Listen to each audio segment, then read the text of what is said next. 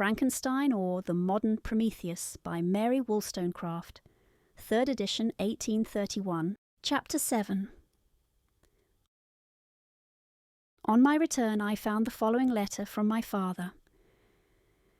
My dear Victor, you have probably waited impatiently for a letter to fix the date of your return to us, and I was at first tempted to write only a few lines, merely mentioning the day on which I should expect you, but that would be a cruel kindness, and I dare not do it. What would be your surprise, my son, when you expected a happy and glad welcome, to behold, on the contrary, tears and wretchedness? And how, Victor, can I relate our misfortune? Absence cannot have rendered you callous to our joys and griefs, and how shall I inflict pain on my long-absent son? I wish to prepare you for the woeful news, but I know it is impossible. Even now your eye skims over the page to seek the words which are to convey to you the horrible tidings. William is dead, that sweet child, whose smiles delighted and warmed my heart, who was so gentle yet so gay. Victor, he is murdered. I will not attempt to console you, but will simply relate the circumstances of the transaction.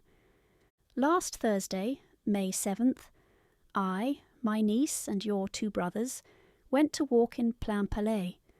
The evening was warm and serene, and we prolonged our walk farther than usual.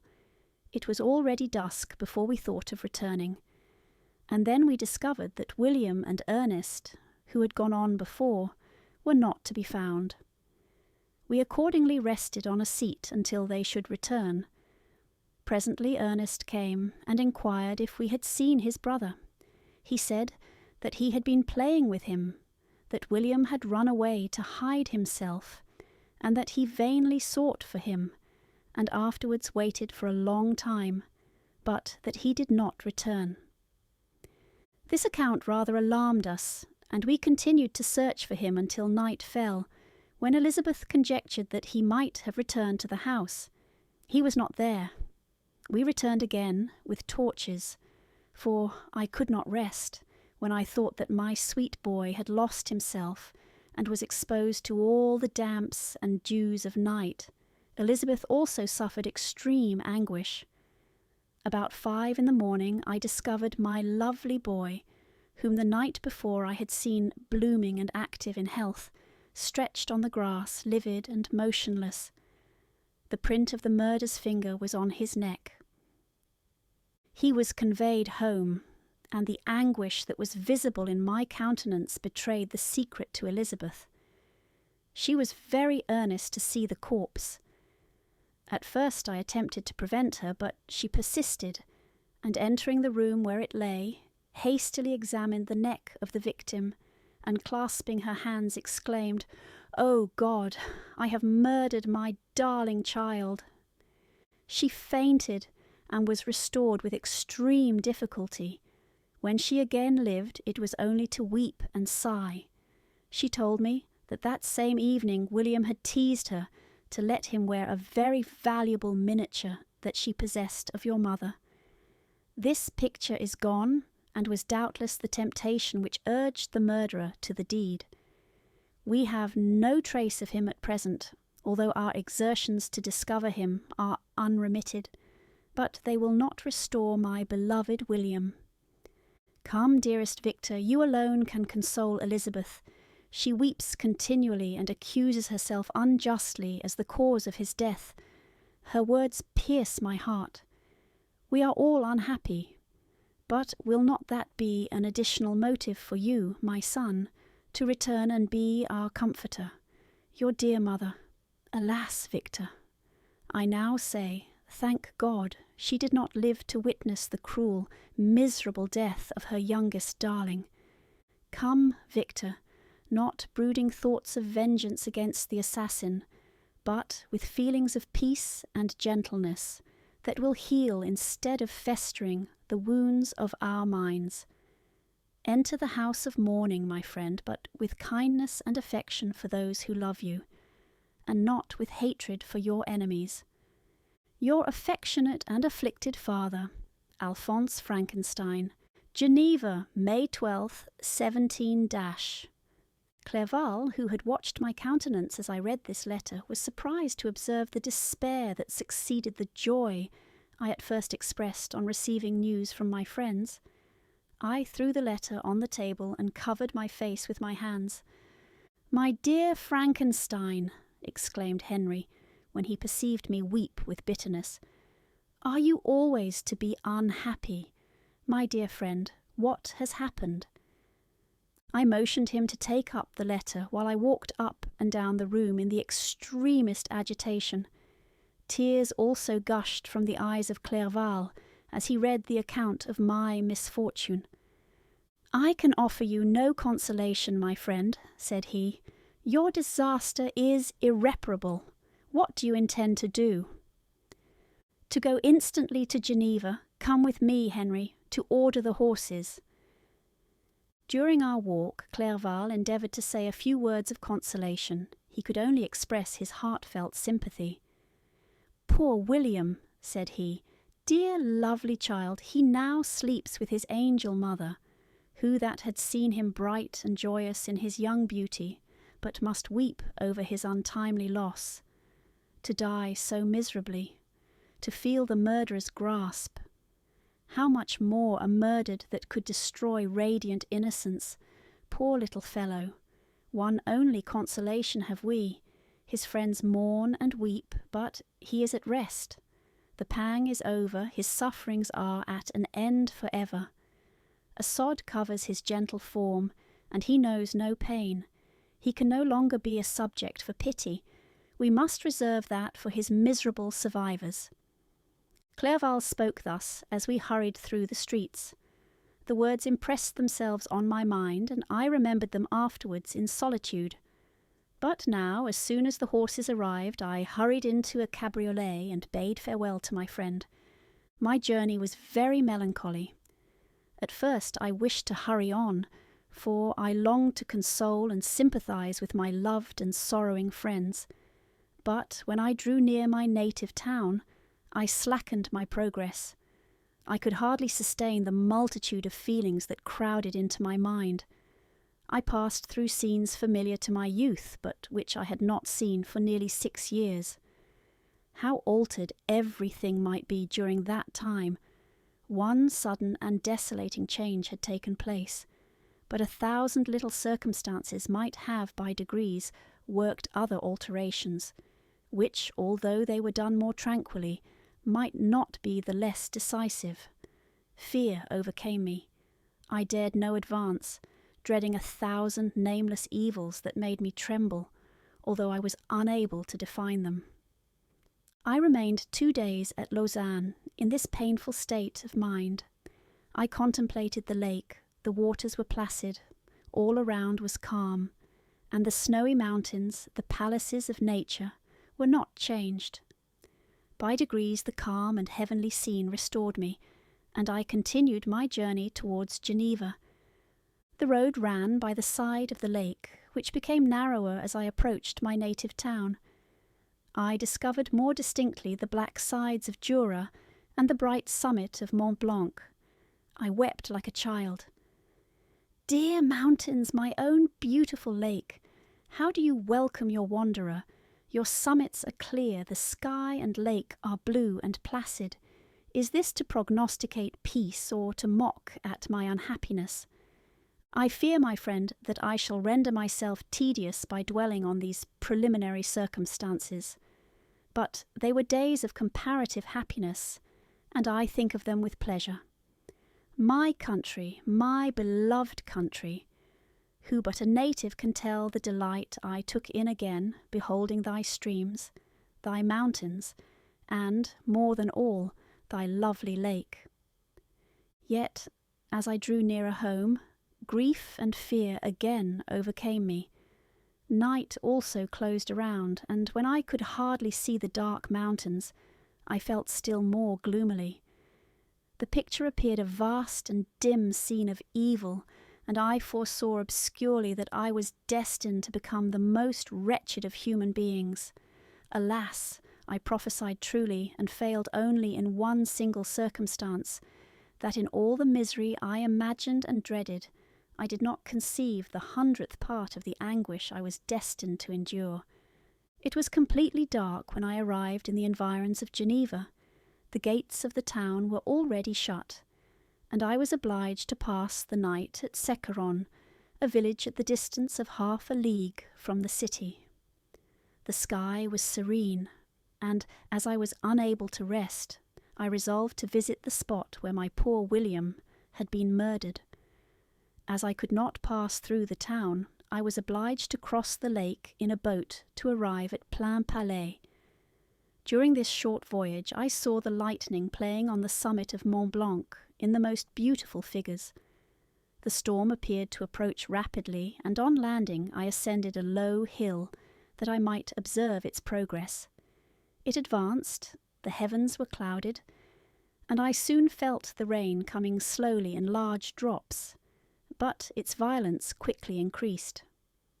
I quitted my seat and walked on, although the darkness and storm increased every minute, and the thunder burst with a terrific crash over my head.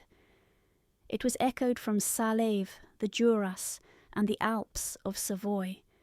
Vivid flashes of lightning dazzled my eyes, illuminating the lake, making it appear like a vast sheet of fire. Then, for an instant, everything seemed of a pitchy darkness, until the eye recovered itself from the preceding flash. The storm, as is often the case in Switzerland, appeared at once in various parts of the heavens. The most violent storm hung exactly north of the town, over the part of the lake which lies between the promontory of Bellerive and the village of Coppet. Another storm enlightened Jura with faint flashes, and another darkened and sometimes disclosed the Mole, a peaked mountain to the east of the lake. While I watched the tempest, so beautiful yet terrific, I wandered on with a hasty step. This noble war in the sky elevated my spirits. I clasped my hands and exclaimed aloud, "William, dear angel, this is thy funeral, this thy dirge." As I said these words, I perceived in the gloom a figure which stole from behind a clump of trees near me. I stood fixed, gazing intently. I could not be mistaken. A flash of lightning illuminated the object, and discovered its shape plainly to me. Its gigantic stature and the deformity of its aspect, more hideous than belongs to humanity, instantly informed me that it was the wretch, the filthy Damon, to whom I had given life. What did he there? Could he be, I shuddered at the conception, the murderer of my brother? No sooner did that idea cross my imagination than I became convinced of its truth. My teeth chattered, and I was forced to lean against a tree for support. The figure passed me quickly, and I lost it in the gloom. Nothing in human shape could have destroyed the fair child. He was the murderer. I could not doubt it. The mere presence of the idea was an irresistible proof of the fact. I thought of pursuing the devil, but it would have been in vain, for another flash discovered him to me hanging among the rocks of the nearly perpendicular ascent of Mont Salève, a hill that bounds Plainpalais on the south. He soon reached the summit and disappeared. I remained motionless. The thunder ceased, but the rain still continued, and the scene was enveloped in an impenetrable darkness. I revolved in my mind the events which I had until now sought to forget, the whole train of my progress toward the creation, the appearance of the works of my own hands at my bedside, its departure. 2 years had now nearly elapsed since the night on which he first received life, and was this his first crime? Alas! I had turned loose into the world a depraved wretch, whose delight was in carnage and misery. Had he not murdered my brother? No one can conceive the anguish I suffered during the remainder of the night, which I spent, cold and wet, in the open air. But I did not feel the inconvenience of the weather. My imagination was busy in scenes of evil and despair.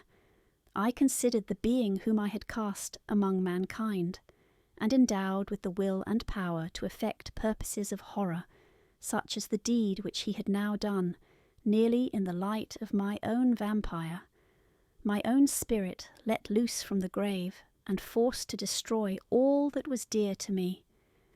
Day dawned, and I directed my steps towards the town. The gates were open, and I hastened to my father's house. My first thought was to discover what I knew of the murderer, and cause instant pursuit to be made. But I paused when I reflected on the story that I had to tell. A being whom I myself had formed, and endued with life, had met me at midnight among the precipices of an inaccessible mountain. I remembered also the nervous fever with which I had been seized just at the time that I dated my creation, and which would give an air of delirium to a tale otherwise so utterly improbable. I well knew that if any other had communicated such a relation to me, I should have looked upon it as the ravings of insanity. Besides, the strange nature of the animal would elude all pursuit, even if I were so far credited as to persuade my relatives to commence it. And then of what use would be pursuit?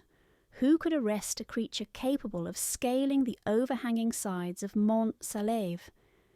These reflections determined me, and I resolved to remain silent. It was about 5 in the morning when I entered my father's house. I told the servants not to disturb the family, and went into the library to attend their usual hour of rising. 6 years had elapsed, passed in a dream but for one indelible trace, and I stood in the same place where I had last embraced my father before my departure for Ingolstadt. Beloved and venerable parent, he still remained to me. I gazed on the picture of my mother, which stood over the mantelpiece.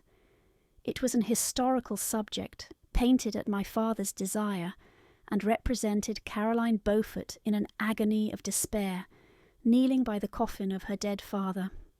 Her garb was rustic, and her cheek pale, but there was an air of dignity and beauty that hardly permitted the sentiment of pity. Below this picture was a miniature of William, and my tears flowed when I looked upon it. While I was thus engaged, Ernest entered. He had heard me arrive, and hastened to welcome me. "Welcome, my dearest Victor," said he. "Ah, I wish you had come 3 months ago, and then you would have found us all joyous and delighted. You come to us now to share a misery which nothing can alleviate. Yet your presence will, I hope, revive our father, who seems sinking under his misfortune, and your persuasions will induce poor Elizabeth to cease her vain and tormenting self-accusations. Poor William! He was our darling and our pride." Tears unrestrained fell from my brother's eyes. A sense of mortal agony crept over my frame. Before I had only imagined the wretchedness of my desolated home, the reality came on me as a new and a not less terrible disaster. I tried to calm Ernest. I inquired more minutely concerning my father, and here I named my cousin. "She most of all," said Ernest, "requires consolation. She accused herself of having caused the death of my brother, and that made her very wretched. But since the murderer has been discovered—" "The murderer discovered! Good God, how can that be? Who could attempt to pursue him? It is impossible. One might as well try to overtake the winds or confine a mountain stream with a straw. I saw him too. He was free last night." "I do not know what you mean," replied my brother in accents of wonder, "but to us the discovery we have made completes our misery. No one would believe it at first, and even now Elizabeth will not be convinced, notwithstanding all the evidence. Indeed, who would credit that Justine Moritz, who was so amiable and fond of all the family, could suddenly become so capable of so frightful, so appalling a crime? Justine Moritz! Poor, poor girl! Is she the accused? But it is wrongfully. Everyone knows that. No one believes it, surely, Ernest?" No one did at first, but several circumstances came out that have almost forced conviction upon us, and her own behaviour has been so confused as to add to the evidence of facts a weight that, I fear, leaves no hope for doubt. But she will be tried today, and you will then hear all." He then related that, the morning on which the murder of poor William had been discovered, Justine had been taken ill and confined to her bed for several days. During this interval, one of the servants, happening to examine the apparel she had worn on the night of the murder, had discovered in her pocket the picture of my mother, which had been judged to be the temptation of the murderer. The servant instantly showed it to one of the others, who, without saying a word to any of the family, went to a magistrate, and, upon their deposition, Justine was apprehended. On being charged with the fact, the poor girl confirmed the suspicion in a great measure by her extreme confusion of manner. This was a strange tale, but it did not shake my faith, and I replied earnestly, "You are all mistaken. I know the murderer. Justine, poor, good Justine, is innocent." At that instant my father entered. I saw unhappiness deeply impressed on his countenance, but he endeavoured to welcome me cheerfully, and, after we had exchanged our mournful greeting, would have introduced some other topic than that of our disaster, had not Ernest exclaimed, "Good God, Papa! Victor says that he knows who was the murderer of poor William." "We do also, unfortunately," replied my father, "for indeed I had rather have been for ever ignorant than have discovered so much depravity and ungratitude in one I valued so highly." "My dear father, you are mistaken. Justine is innocent. If she is, God forbid that she should suffer as guilty. She is to be tried today, and I sincerely hope, that she will be acquitted." This speech calmed me. I was firmly convinced in my own mind that Justine, and indeed every human being, was guiltless of this murder. I had no fear, therefore, that any circumstantial evidence could be brought forward strong enough to convict her. My tale was not one to announce publicly. Its astounding horror would be looked upon as madness by the vulgar. Did anyone indeed exist except I, the Creator, who would believe, unless his senses convinced him, in the existence of the living monument of presumption and rash ignorance which I had let loose upon the world? We were soon joined by Elizabeth. Time had altered her since I last beheld her. It had endowed her with loveliness surpassing the beauty of her childish years. There was the same candour, the same vivacity, but it was allied to an expression more full of sensibility and intellect. She welcomed me with the greatest affection. "Your arrival, my dear cousin," said she, "fills me with hope. You perhaps will find some means to justify my poor guiltless Justine. Alas, who is safe, if she be convicted of crime? I rely on her innocence as certainly as I do upon my own. Our misfortune is doubly hard to us. We have not only lost that lovely darling boy, but this poor girl, whom I sincerely love, is to be torn away by even a worse fate. If she is condemned, I never shall know joy more. But she will not, I am sure she will not. And then I shall be happy again, even after the sad death of my little William." "She is innocent, my Elizabeth," said I, "and that shall be proved. Fear nothing, but let your spirits be cheered by the assurance of her acquittal." "How kind and generous you are! Everyone else believes in her guilt, and that made me wretched, for I knew that it was impossible, and to see everyone else prejudiced in so deadly a manner rendered me hopeless and despairing." She wept. "Dearest niece," said my father, "dry your tears. If she is, as you believe, innocent, rely on the justice of our laws, and the activity with which I shall prevent the slightest shadow of partiality.